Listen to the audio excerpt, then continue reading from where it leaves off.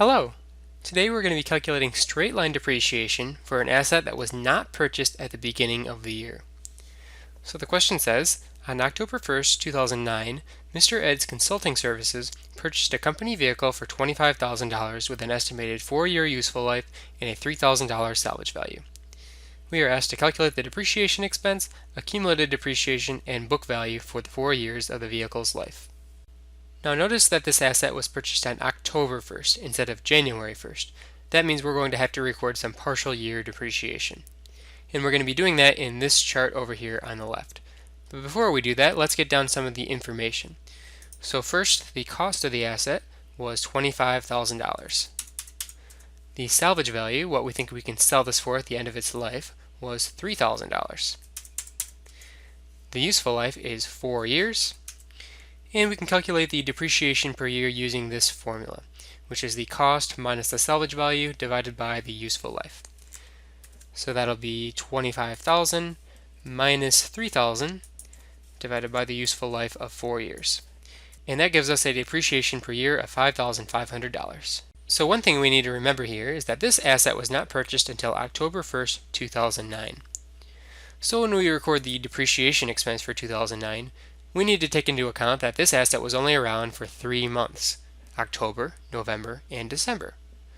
So the way we do this is we take the yearly amount, which is $5,500, and we multiply that by the fraction of a year, which is 3 months out of 12. And that gives us a depreciation expense for 2009 of $1,375. For years 2010 to 2012, the asset was outstanding for the entire year, so therefore we can record the entire $5,500 of depreciation expense. Now since this asset was purchased on October 1st, 2009, and it has an estimated 4-year useful life, that means the end of the life will be on October 1st, 2013. So that means we have to take that into consideration when we record the depreciation expense for 2013.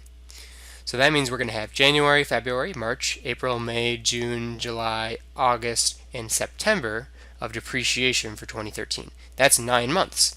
So what we do is we take the $5,500 and we multiply that by the fraction of a year again, which is 9 months out of 12.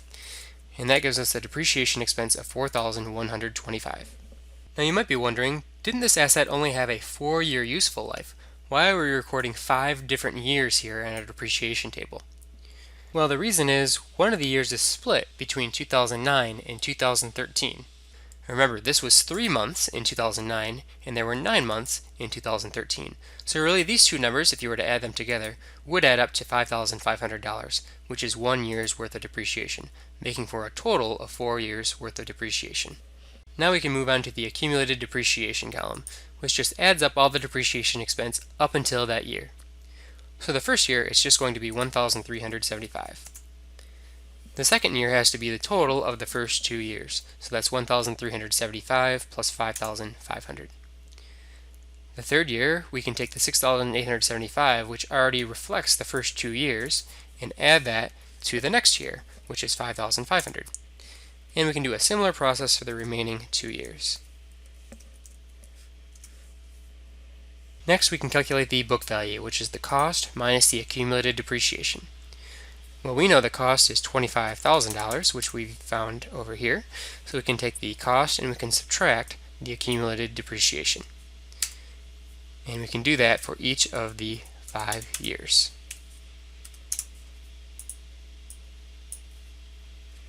Alright, we are finished with the table where we find the depreciation expense, the accumulated depreciation, and the book value for the partial year depreciation.